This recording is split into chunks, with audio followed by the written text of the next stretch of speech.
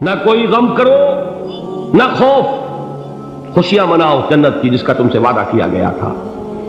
اللہ کی ربوبیت پر اطمینان جب انسان کو ہو جاتا، میرا رب اللہ ہے، ربی اللہ، انسان کے لیے نہ کوئی کھٹکا، نہ کوئی خطرہ، نہ کوئی خوف، نہ کوئی حزن۔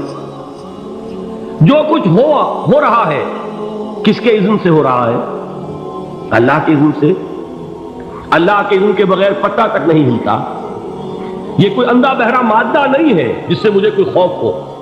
اندھا بھینسا چلا رہا ہو اس سے تو ڈرنے کا ہر انسان کو ڈرنا چاہیے، نہ معلوم کس کو ٹکر مار دے، لیکن نہیں، اس کائنات کو چلانے والا ایک سمیع و بصیر خدا ہے، وہ جو میرا دوست ہے، میرا ولی ہے۔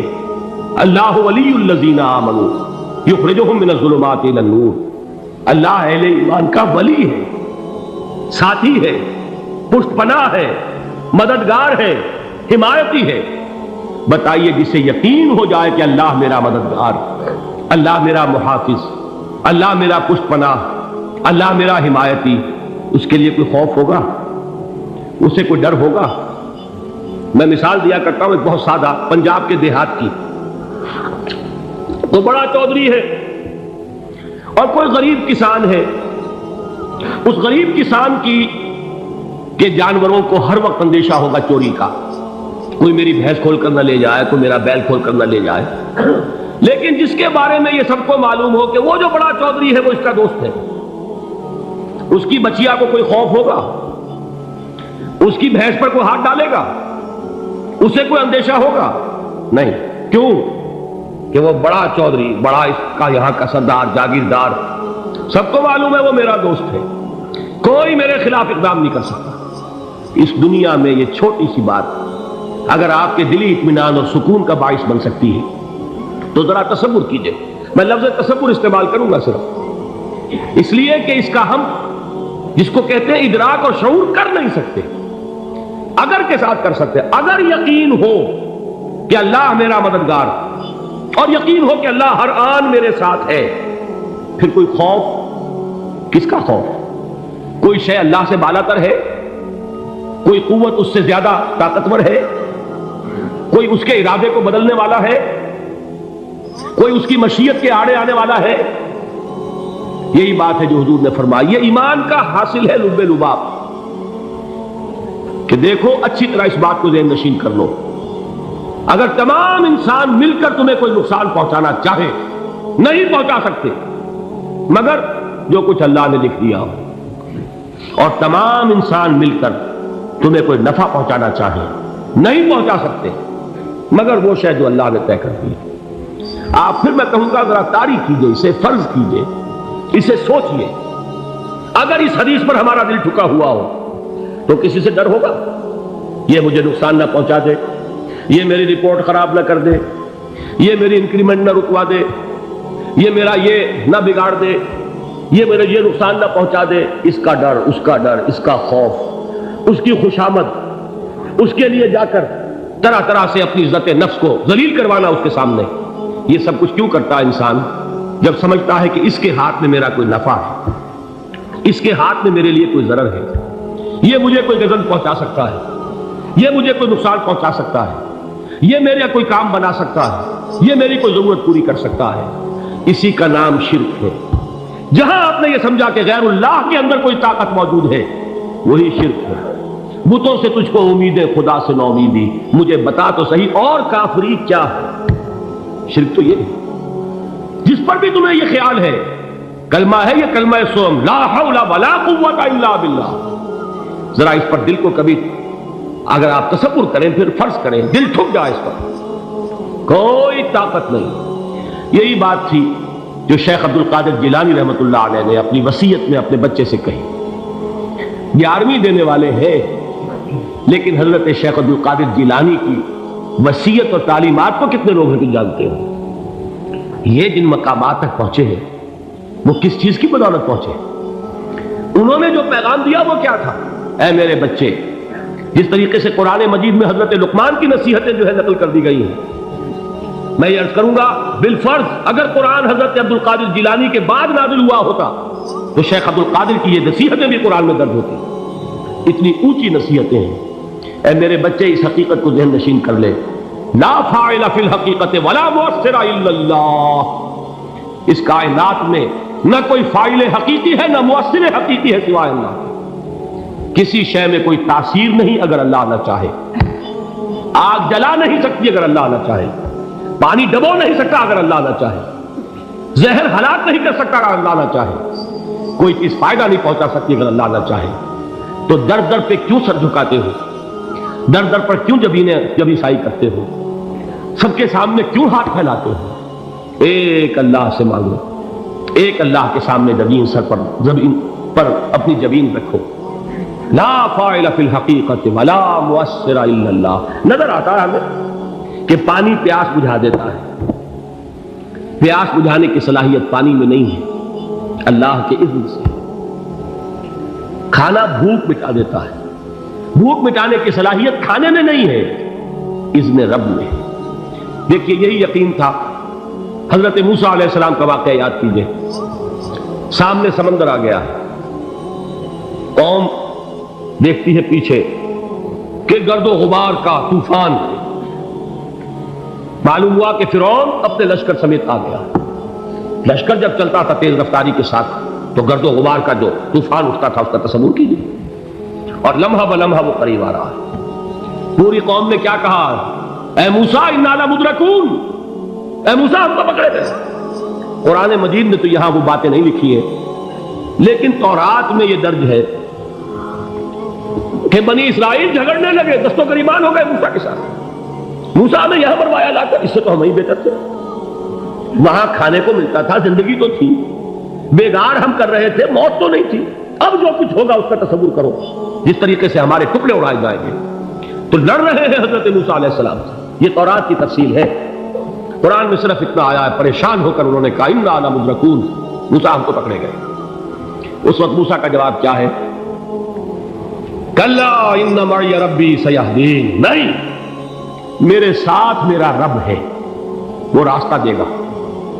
بتائیے کہاں راستہ نظر آ رہا ہے؟ یہ ہے ایمان بالغیب. راستہ نظر نہ آئے تب اللہ پر یقین ایمان ہے. جیب میں پیسے ہوں اور تب دل کو اطمینان ہے تو ایمان کس پر ہوا؟ پیسے پر, اللہ پر نہیں.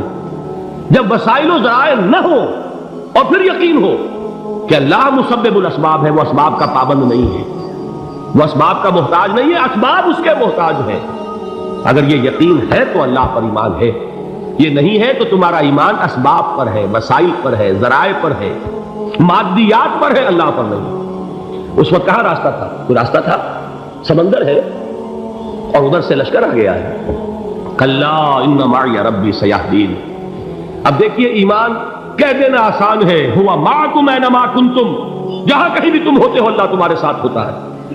لیکن اس کا یقین قائم ہو جائے تو زمین و آسمان کا فرق واقع ہو جائے. یہی بات ہوئی حضور کے ساتھ. غار ہے, چھپے ہوئے ہیں محمد رسول اللہ اور آپ کے وہ یار غار ابو بکر صدیق رضی اللہ تعالی عنہ. اقبال نے حضرت ابو بکر کی شان میں چند اشعار کہیں صرف, لیکن واقعہ یہ ہے کہ بھاری بھاری نظموں پر اور قصیدوں پر بھاری ہے. طویل ترین نظمیں اور قصیدے ہوں ان پر بھاری ہے. ہمتیں ابو بکر کی ہمت جو ہے, کشت ملت را جو اب جیسے بارش سے کھیتی اپجتی ہے, ابو بکر کی ہمت اور عظیمت اس امت کو اسی طرح سینچنے والی ہے. ثانیے اسلام و غار و بدر و قبر, وہ دوسرے تھے اسلام میں, دوسرے. پہلے کون تھے؟ انا اول المومنین, حضور فرماتے سب سے پہلا ایمان لانے والا میں. دوسرے ابو بکر. ویسے ہمارے ہاں یہ چلتا ہے اختلاف, حضرت علی پہلے ہیں کہ حضرت ابو بکر پہلے ہیں, لیکن اس میں بڑی خوبصورت تطبیق قائم کی ہے علماء نے, اور بہت صحیح ہے. چار کے بارے میں فیصلہ ہی مت کرو کہ کون پہلے. ان کی ایک عجیب تقسیم کر دی ہے. آزاد مردوں میں, بالغ مردوں میں سب سے پہلے ابو بکر, بچوں میں سب سے پہلے علی, خواتین میں سب سے پہلے خدیجہ, اور غلاموں میں سب سے پہلے زید بن حارثہ. بڑی پیاری تقسیم ہے، یہ چاروں ہی پہلے ہیں، ہر ایک کے لیے اولیت ہے۔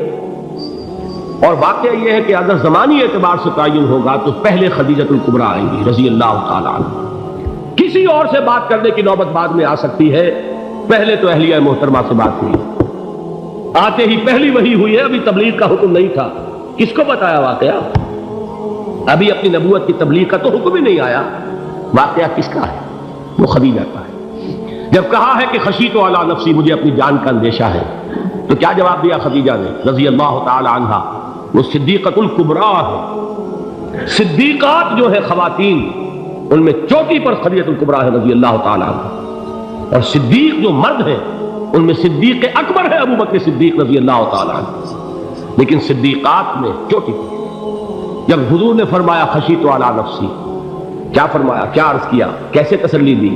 نہیں، اللہ آپ کو ضائع نہیں کرے گا، آپ غریبوں کے ہمدرد ہیں، آپ مساکین کے تکالیف رفع کرنے والے ہیں، آپ بیواؤں کی سرپرستی کرتے ہیں، آپ مسافروں کی خدمت کرتے ہیں، اللہ آپ کو ضائع نہیں کرے گا۔ یہ یقین ہے اس خاتون کے اندر۔ خیر وہ ایک علیحدہ بات ہو جائے گی، میرے دل پر حضرت خدیجہ رضی اللہ تعالیٰ عنہ کی شخصیت کا بڑا گہرا نقش ہے، جو وہ کوئی اور ہی وقت اور موقع ہوا تو بیان ہوگا۔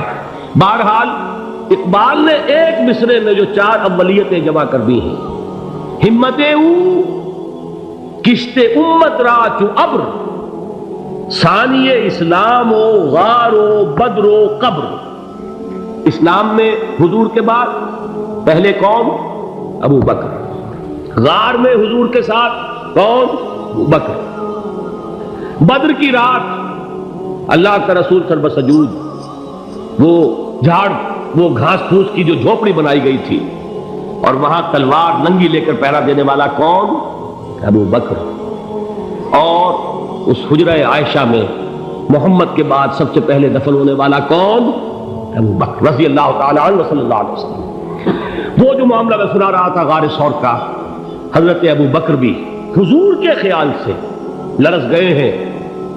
آپ کو یاد ہوگا کہ جا کر پہلے تمام جتنے سوراخ تھے انہیں بند کیا، ایک سوراخ رہ گیا تھا جس کو بند کرنے کے لیے کوئی کپڑا نہیں تھا، وہاں اپنی ایڑی رکھی ہے، تب کہا ہے حضور سے تشریف لائیے، اور اپنے زانو پر حضور کو لٹایا ہے، اور وہاں کسی موذی جانور نے کاٹا ہے، حضور کی آنکھ لگ گئی تھی، اس وقت اس بل کے اندر جو بھی بچھو ہے کیا ہے واللہ عالم، اس نے کاٹا ہے، اس کی تکلیف کی وجہ سے ابو بکر کی آنکھوں سے آنسو ٹپک گئے، حضور کے چہرے مبارک پر پڑے ہیں، تو حضور جاگے ہیں، معاملہ کیا ہے؟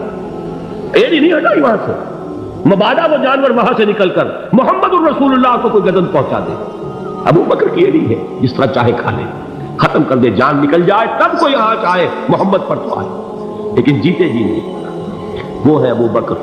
حضور کے خیال سے اس وقت حضور نے پھر اپنا لعاب دہن لگایا ہے، اور اس سے پھر آپ کی تکلیف ختم ہوئی۔ جیسے خیبر میں حضرت علی کی آنکھ دکھ رہی تھی، اس کو جو شفا حاصل ہوئی ہے وہ بھی حضور کے لعاب دہن سے ہوئی۔